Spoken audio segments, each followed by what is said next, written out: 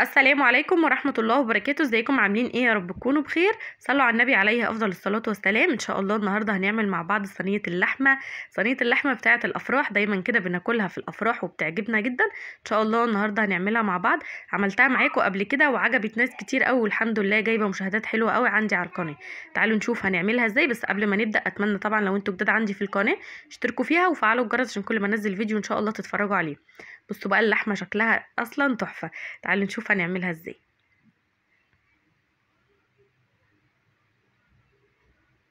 هنقول بسم الله كده. حطيت حله على النار فيها ميه بتغلي، ما حطيتش فيها اي حاجه خالص. عندي لحمه بقى غسلاها كويس جدا. في الافراح بقى لما بييجوا يعملوا اللحمه دي بتكون قطع كبيره، يعني ممكن تكون القطعه حوالي كيلو او حاجه، وبعد كده بيبداوا ان هم ايه يقطعوها بقى. لكن احنا علشان احنا ايه هنعمل صينيه صغيره كده على قدنا، فاللحمه عادي انا مقطعاها. نزلت اللحمه كده في الحله من غير اي حاجه خالص. اول بس ما تبدأ ان اللحمة تغلي وتطلع الريمة اللي بتكون موجودة فيها دي، هقول لكم بقى هنحط ايه تاني.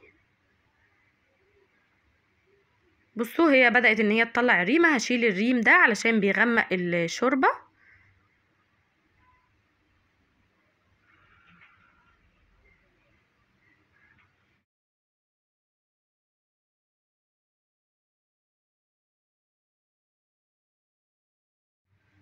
بعد بقى ما شلتهم كده، هنروح بقى جايبين طماطمايه وبصلايه كده وايه، وهنبدأ ان احنا ننزلهم على الشوربة بتاعتنا.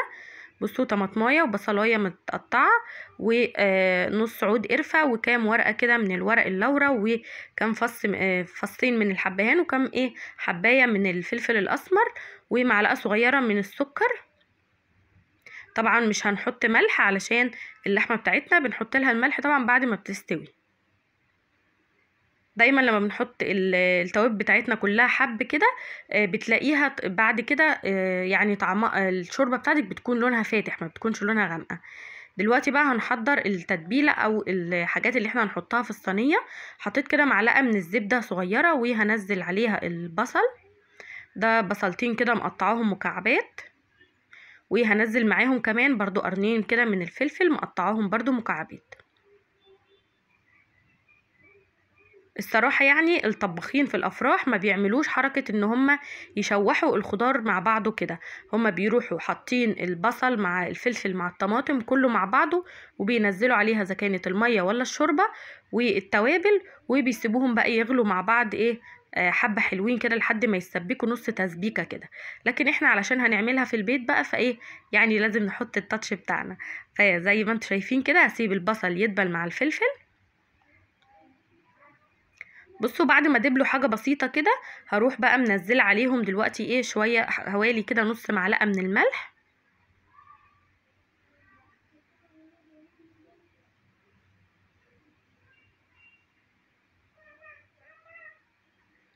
هقلبهم بقى مع بعض، وبعد كده هنزل عليهم بقى بالطماطم.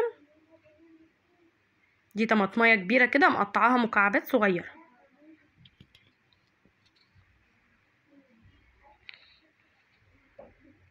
هقلبها برضو معاهم.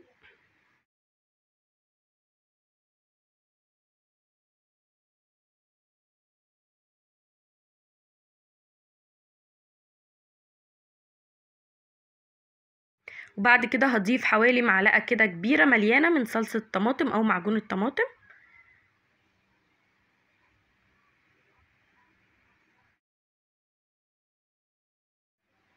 وهقلبهم كويس قوي مع بعض، وبعد كده هنزل عليهم بنص معلقه من التوابل المشكله او توابل اللحمه، وحوالي ربع معلقه كده من الفلفل الاسمر، وطبعا احنا حطينا الملح.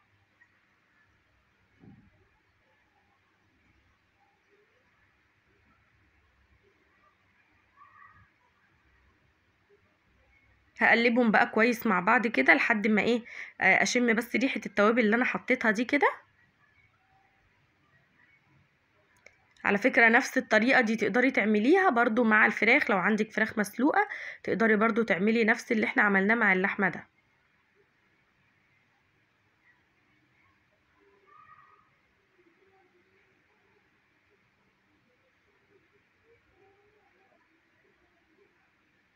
دلوقتي هجيب 3 كبشات من الشوربه. بصوا الشوربه لونها فاتح وحلو ازاي، وهبدا انزلهم كده على الطماطم والبصل اللي احنا عملناه ده، وهسيبهم بقى يغلوا شويه. هحط 3 كبشات كده مليانين وهسيبهم ان هم يغلوا شويه.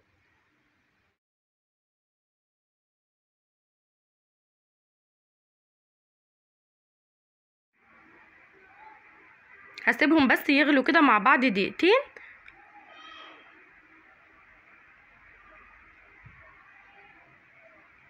بصوا دلوقتي اتسبكوا كده نص تسبيكه الطماطم مع البصل والشوربه، ودلوقتي بقى هجيب اللحمه من الحله على طول وهبدا ان انا انزلها في الخلطه اللي احنا عملناها دي. ممكن كمان تقدري تعملي كل اللي عملناه ده في نفس الصينيه اللي انت هتدخليها الفرن، لكن انا عشان التصوير وكده فايه عملت يعني في الطاسه، بعد كده هنقلهم في الصينيه هتشوفوا دلوقتي. اللحمه بتاعتك لازم تكون مستويه سوا كامل، يعني ما تكونش نص سوا او حاجه، لا لازم تكون سوا كامل، لان احنا هندخلها الفرن يا دوبك بس تاخد من طعم الصلصه او الخلطه اللي احنا عملناها دي، وهتاخد لون بس وهنخرجها على طول، فلازم تكون مستويه سوا كامل. بصوا بشيل بقى حبات الفلفل الاسمر اللي هي اللي انا كنت حطاها في الشوربه، علشان لما حد يجي ياكل بعد كده ما تضايقهوش يعني وكده.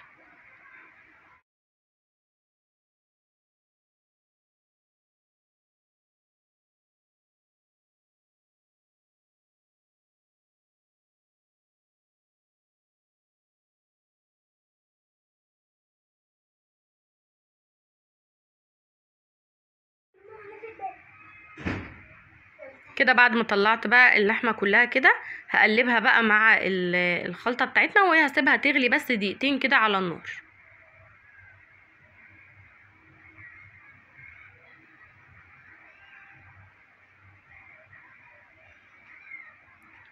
اللي ما جربش بقى اللحمه دي قبل كده هيجربها ان شاء الله وهتعجبه قوي. لما عملتها قبل كده وناس جربوها والحمد لله رجعوا يعني شكروا فيها جدا وعجبتهم قوي الطريقه، حتى هتلاقوها هسيب لكم الفيديو اللي قبل كده كنت عاملاه من حوالي سنه او اكتر، وعجبت ناس كتير الحمد لله. فقلت بقى اعملها تاني جديد علشان الناس اللي بيخشوا جداد عندي في القناه، في ناس ما بتقلبش في الفيديوهات القديمه، فايه علشان يعني لو حد حابب يعملها وكده. بصوا خلاص بقى بعد ما سبتهم دقيقتين كده غليوا مع بعض، شايفين بقى شكل اللحمه عامل ازاي. دخلها بقى، هجيب الصينيه اللي انا هدخلها الفرن، وهبدا بقى ان انا ايه انزل فيها اللحمه بتاعتي كلها. طبعا الكميه تقدروا تعملوا الكميه اللي انتوا عايزينها، بس انا ايه يعني عامله على قدنا وكده. وكمان لو عندك بقى لحمه بايته ولادك مش عايزين ياكلوها او حاجه، برضو بتكون حلوه قوي لما بتعمليها بالطريقه دي. كده خلاص هجيب بقى ورق فويل وهغطيها وهدخلها على الفرن على درجة حرارة 250 درجة حرارة عالية، وهشغل من تحت وهغطيها زي ما قلت لكم بورق الفويل. اول ما تبدأ ان هي تغلي مع بعض كده 5 دقايق هروح شايلة الورق علشان تاخد لون من على الوش، وهشغل يعني الشواية وهتطلع معانا وهتكون بالشكل ده. تقدري تديها لون اكتر من كده، بس انا بالنسبة لي كده كويس جدا. ان شاء الله يا رب يكون الفيديو عجبكم، واشوفكم على خير ان شاء الله في فيديو جديد، والسلام عليكم ورحمة الله وبركاته.